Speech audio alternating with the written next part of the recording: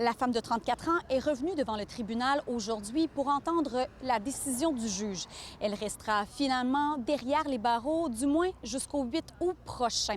D'ici là, elle devra se soumettre à une évaluation psychiatrique qui se déroulera à l'Institut de psychiatrie Philippe Pinel. Depuis son arrestation à la mi-juin, elle est détenue dans un centre de détention puisqu'elle fait face à deux chefs d'accusation, soit celui d'abandon d'enfants et de négligence criminelle. Après que la décision ait été rendue, nous avons assisté à un lourd moment, riche en émotions, qui s'est déroulé entre le juge et l'accusé. Comme vous le savez, il nous est impossible de rapporter les propos du juge Bertrand Saint-Arnaud, puisqu'ils sont visés par une ordonnance de non-publication, tout comme l'ensemble des preuves, des images et des informations qui permettraient d'identifier la victime. Par contre, ce qu'on peut vous dire, c'est que la mère de 34 ans a pleuré à chaudes larmes avant de quitter le box des accusés. L'avocat de la défense, maître Olivier Béliveau, n'a pas voulu s'adresser aux médias à la sortie de la salle d'audience.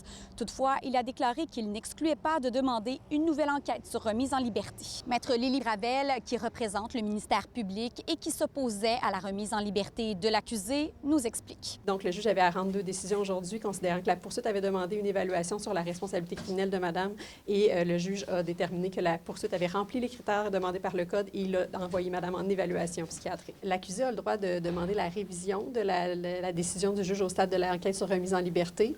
Donc, c'est une possibilité qui s'applique là, à notre dossier. Qu'est-ce que ça changerait pour vous, cette décision-là? On vérifiera les motifs invoqués par la défense et on verra à prendre position encore une fois là, avec l'ensemble de la preuve. L'accusé de 34 ans a été arrêté le 16 juin dernier, soit près de 24 heures après avoir signalé la disparition de sa fille de 3 ans en s'arrêtant dans un commerce de Coteau-du-Lac.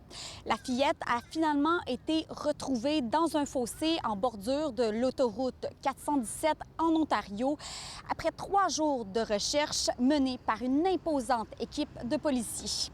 À Salaberry de Valleyfield, Marie Cassimard pour Nouveau Info.